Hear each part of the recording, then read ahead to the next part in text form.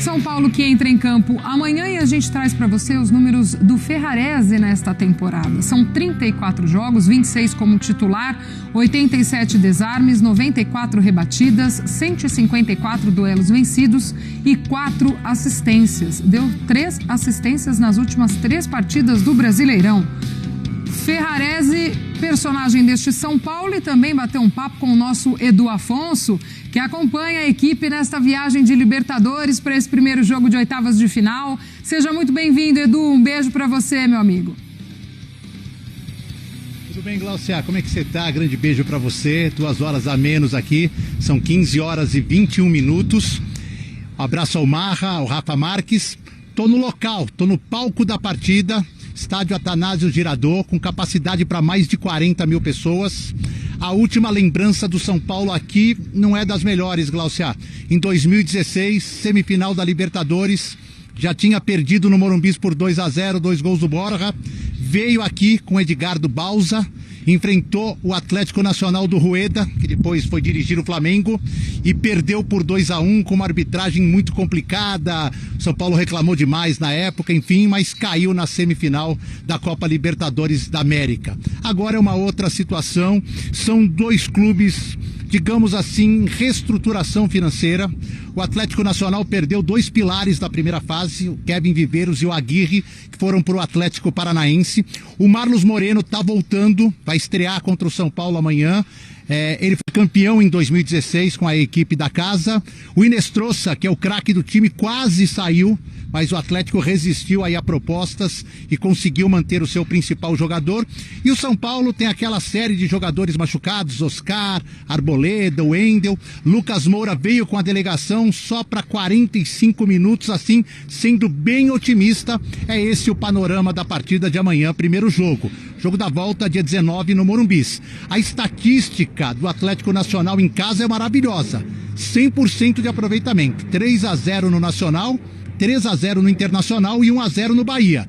Só que fora de casa perdeu as 3 também. Então, o negócio é tentar fazer o resultado em casa para jogar com tranquilidade no Morumbi. E o São Paulo, ao contrário, vai tentar levar um resultado que o deixe confortável para a partida da volta. Você falou do Ferrarese? Conversei com ele hoje, entrevista exclusiva aos canais ESPN.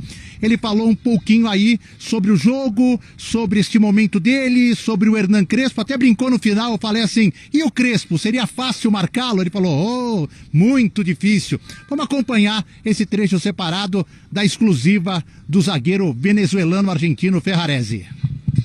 Venezuela nunca foi para a Copa do Mundo. São Paulo já tem 3 Libertadores, mas também me encantaria ficar campeão com São Paulo, né? Com a Liberta, ficar meu nome aqui no clube. Assim que não consigo responder, mas obviamente as duas seriam importantíssimo logro da minha carreira. Vamos fechar o seguinte: um gol que leve o São Paulo à final da Libertadores, o título e a Venezuela na Copa, os 3 de uma vez. Ano perfeito para o Ferrarese? Sim, ano perfeito, e acho que seria o ano de minha vida, né? Deus queira que se dê.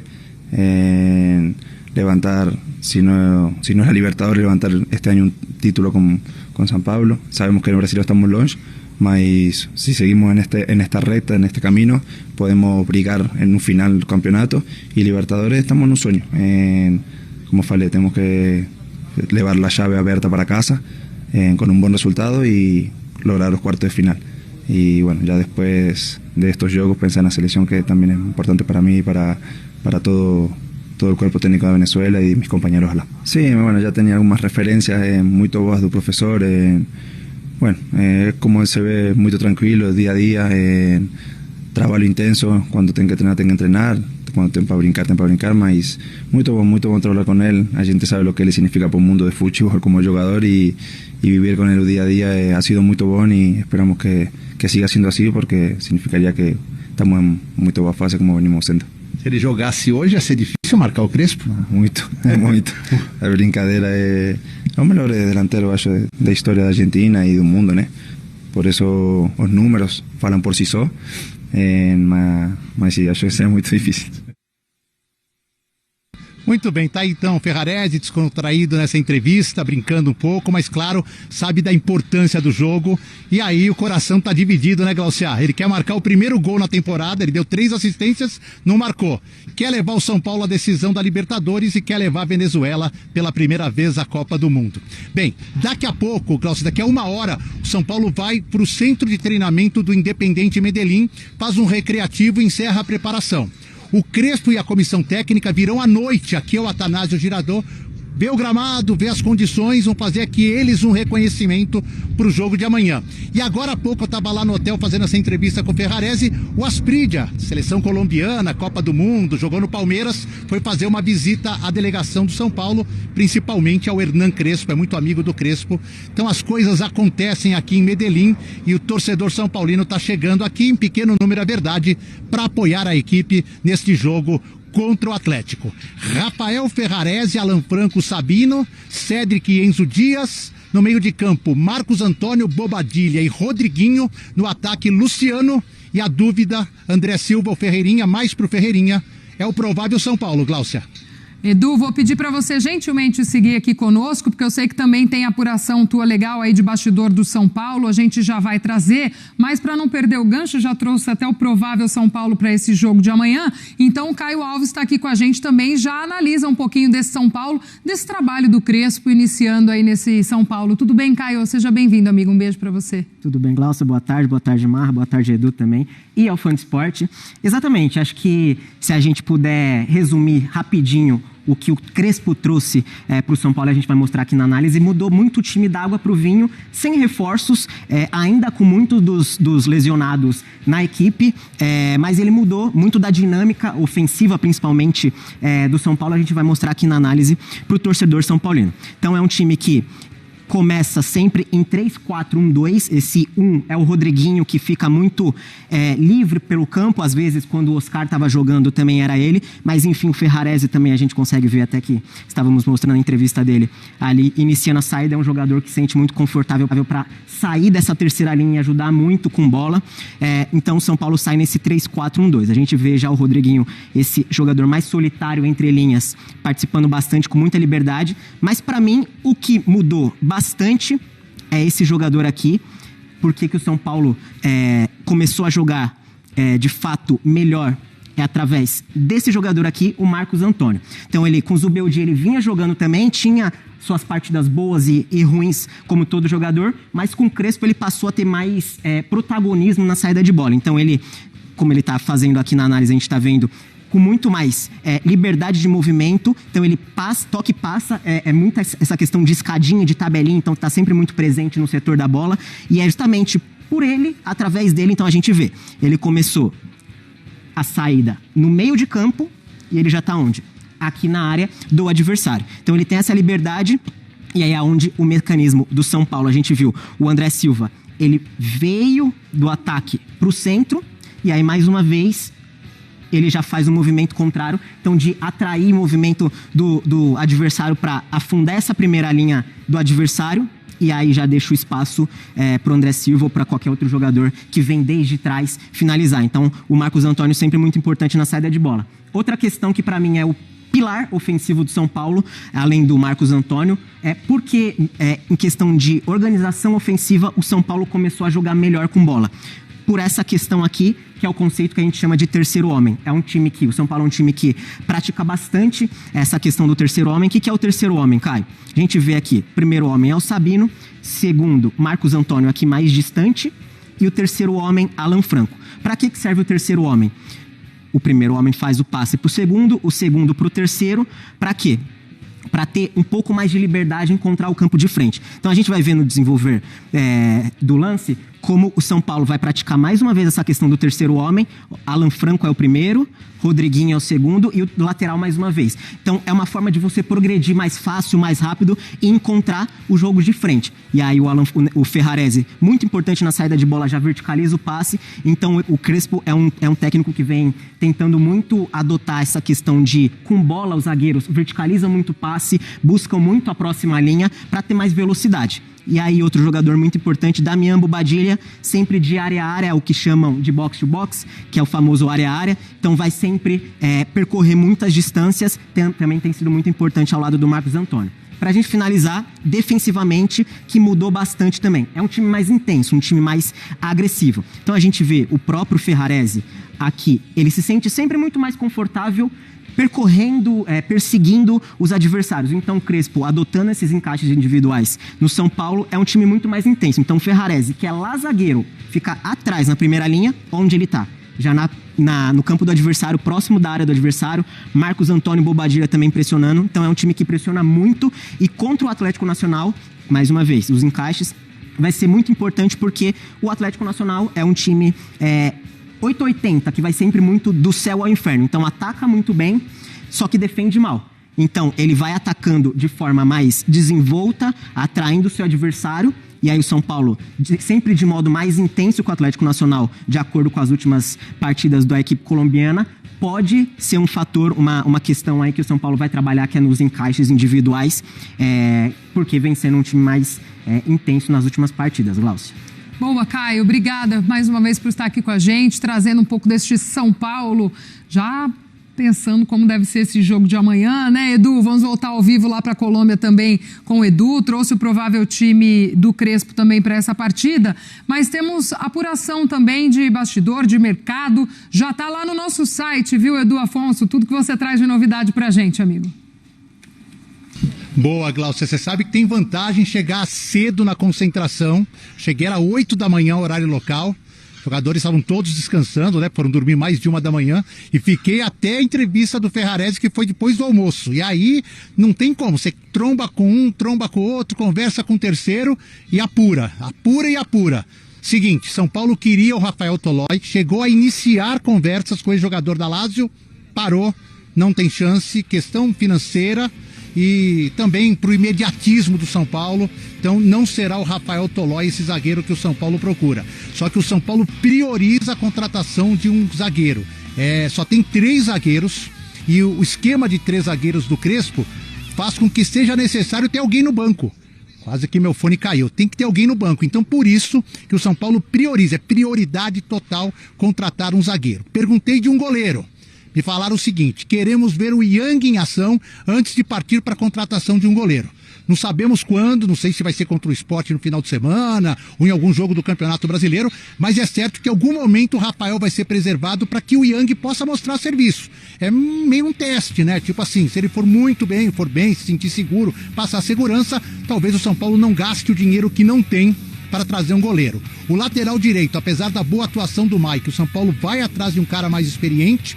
E para o meio-campista vai ser muita oportunidade de mercado. Se surgir jogador com características que interessem ao Crespo, o São Paulo também busca. Agora sim, e dinheiro para isso? Não, esquece, não tem dinheiro. A política da direção de futebol do São Paulo até o final da temporada é contratação sem gasto de transferência, só pelo salário. Então, jogador que está preso, vinculado a algum clube, esse não vem.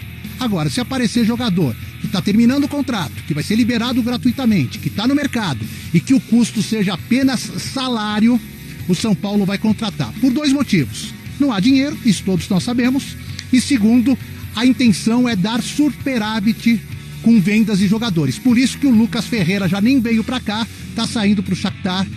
Provavelmente o São Paulo está tentando aí uma composição de bônus, talvez 10 milhões e meio ou 11 agora e 1 milhão de bônus para frente, ou 10 milhões como ofereceu o Shakhtar e 2 milhões de bônus. O importante é que esse dinheiro entra no São Paulo e não serve para contratações. Ele apenas ajuda o São Paulo a não fechar com déficit, fechar com superávit no final da temporada, que é um dos acordos que tem com o fundo de investimento que está ajudando o São Paulo desde o início do ano. Então o torcedor vai ter que ajudar o São Paulo se quiser procurar. É jogador sem vínculo, viu, Glaucia?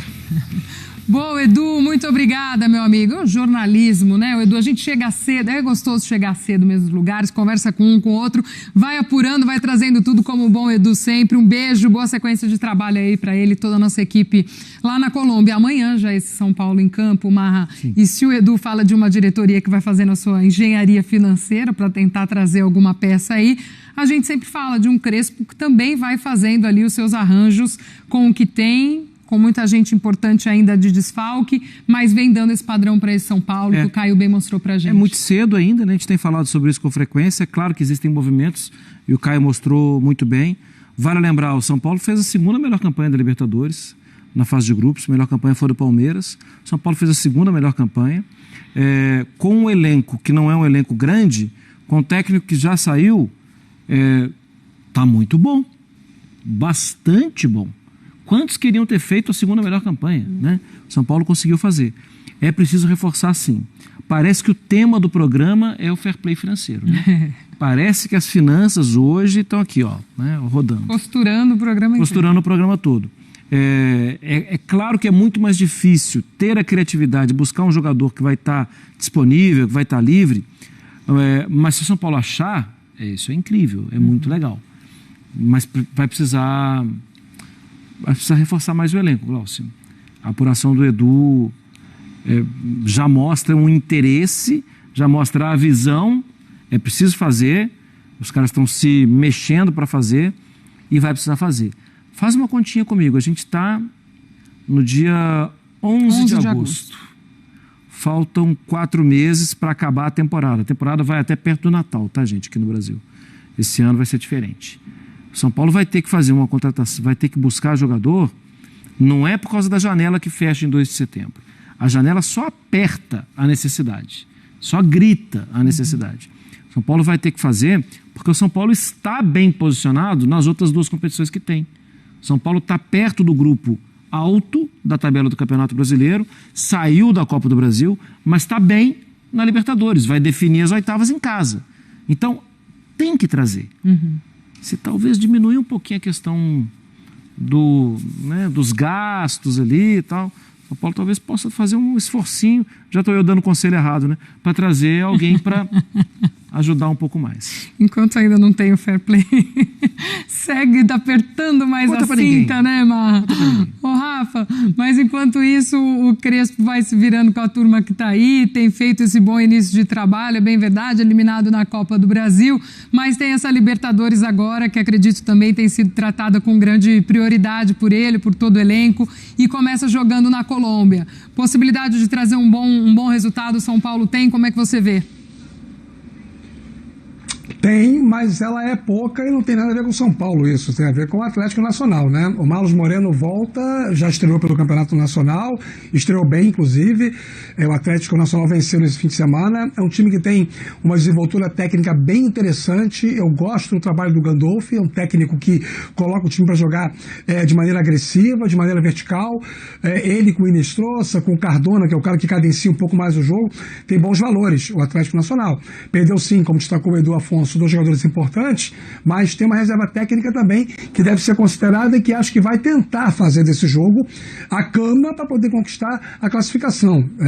O Atlético Nacional é um dos clubes não brasileiros, né, que quando jogam a Libertadores pensam em coisa grande, em avançar o máximo possível, chegar à quarta de final, à semifinal. Então, jogando em casa, né, com uma torcida muito apaixonada, tenta fazer o placar. São Paulo vai ter que ser um time muito concentrado, muito cirúrgico nesse jogo para poder voltar com um bom placar. Obviamente que a vitória é ideal, mas o empate não é ruim para decidir no Morumbi. Eu estou confiante que o São Paulo consiga isso pela maneira como o time vem performando nas mãos do Crespo na maioria dos jogos, né? Depois que ele pegou a mão e como já destacou aí o Caio, né, com as mudanças que ele fez em termos táticos e posturais, o São Paulo atingiu o nível de excelência em termos de desempenho que hoje tem. Agora o adversário é muito complicado, o jogo vai ser difícil, não vislumbro facilidades lá no Atanásio Girardot, que aliás eu acho um dos nomes mais bonitos de estádio na América do Sul, Atanásio Girardot. Só para não passar batido, viu, Glaucia e Marra, em cima da exclusiva que o Edu Afonso fez com o Ferrarese, ele levantou um tema que eu acho, no mínimo, palpitante. Hernan Crespo, o maior atacante da história do futebol argentino. Bom, eu não vi o Di Stéfano jogar, mas eu acredito no relato das pessoas que viram e, pelo que disseram, o Di Stéfano era gênio. Dos que eu vi jogar, para mim cabe uma discussão, que talvez não seja para agora, seja para outro dia, senão o Sandrão mata a gente. Mas eu achei o Batistuta melhor, viu, Glaucia? Quem foi, Marra? Só para arrematar. A hora que o Rafa falou você não, você já... Não, eu concordo, sim. Eu concordo que estava passando batido, né? Assim, da discussão. Gustavo Crespo muito bom também. O Batistuta a briga é boa. Agora o Rafa lembra de Stefano, né? Que aí você vai lá no passado. A briga é boa, tem boa discussão. Trata-se de um gigante do futebol.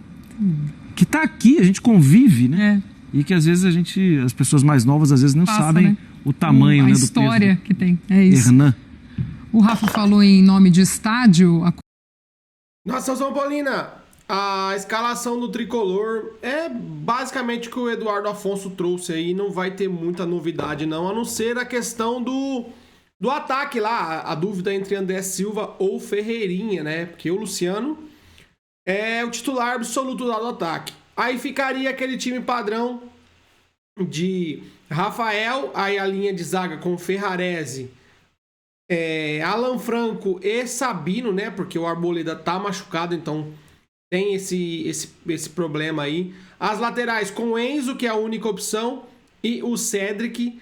O meio-campo com o Marcos Antônio, Bobadilha. E ali tem a dúvida, Alisson ou Rodriguinho. Aí depende do que vai ser o adversário. O Crespo tem essa dúvida. Um time mais marcador com o Alisson, né? E um time mais criativo com o Rodriguinho, que vem jogando bem, vem subindo de produção. E ali a dúvida no ataque entre Luciano e aí Ferreirinha ou André Silva, se for pensar no contra-ataque ou pensar em segurar mais a bola, aí depende das características aí do Atlético Nacional, coisa que o Crespo deve ter estudado bem, mas não tem muitas novidades, não. Também não tem muito o que fazer, o São Paulo não tem muitas opções, já que tá vendendo ainda mais, né? O Lucas Ferreira é um dos que tá indo embora aí, então o São Paulo cada vez encurtando mais seu elenco, não chega ninguém e só vende, vamos ver até onde vai dar essas questões aí do nosso futuro. E aí, confiantes para um bom resultado amanhã? Quero a sua opinião aqui nos comentários. Deixa o like também, se inscreve no canal, ative o sininho, fiquem todos com Deus, até a próxima, valeu, fui!